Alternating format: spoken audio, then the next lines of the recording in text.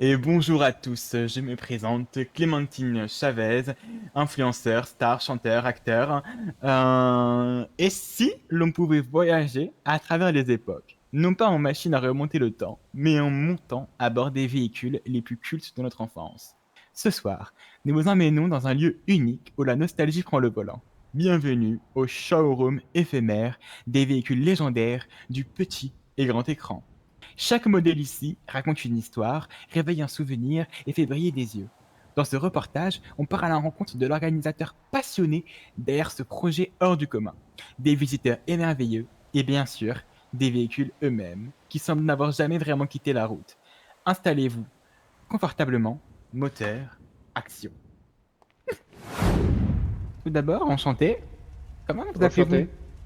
Je suis Destiny Ascari, alias Mario, pour, pour, euh, du moins pour la population. D'accord, donc on vous appelle Mario ici en ville. Mario, oui, parce que vu que D'accord. je suis sur l'uniforme de Mario, tout le monde m'appelle Mario par la suite. Est-ce que, de qui avez-vous eu l'aide pour réaliser cet événement? Vous avez eu besoin d'une aide financière?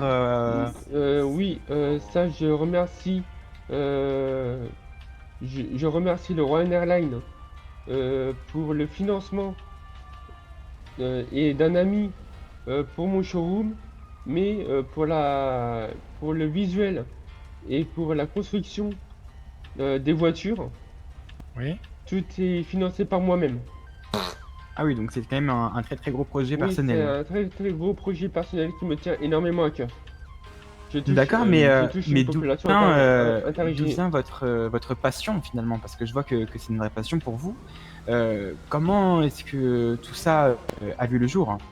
Ça a vu le jour au moment que j'ai créé mon premier van de Scooby-Doo. À la base, c'était juste pour faire mes runs pour le Royal Airlines. Et du coup, ça. Et après, j'ai mis une musique de Scooby-Doo et il y a tout le monde qui a joué le jeu. Parce que je me suis mis en cosplay de, de Sammy et le chien de Scooby-Doo. Du coup, et à partir d'ici, je me suis lancé un petit peu dans l'aventure pour avoir plein de domaines différents pour toucher plusieurs générations, ce qui fera briller les yeux de plusieurs personnes en ville. C'est ce qui fera retomber les esprits en Mhm, enfance. mhm. Et Comme si quel, quel a oui, été finalement le plus gros défi dans la réalisation de ce showroom?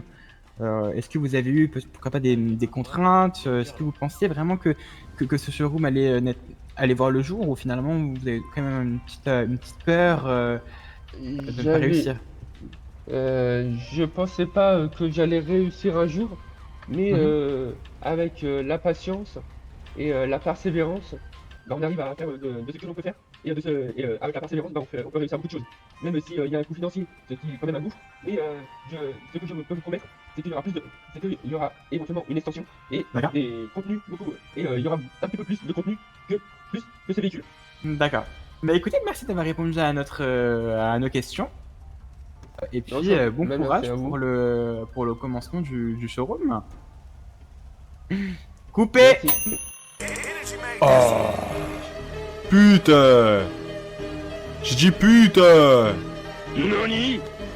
Grick to bang! Énervé. On est énervé.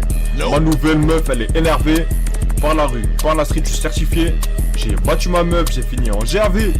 Mon blast sur les murs de la cellule, je suis modifié. J'ai pas balancé, j'ai dit le nom de pote sans faire exprès. Je suis dans une étrangère, une voiture de 86, mais ça reste une AMG.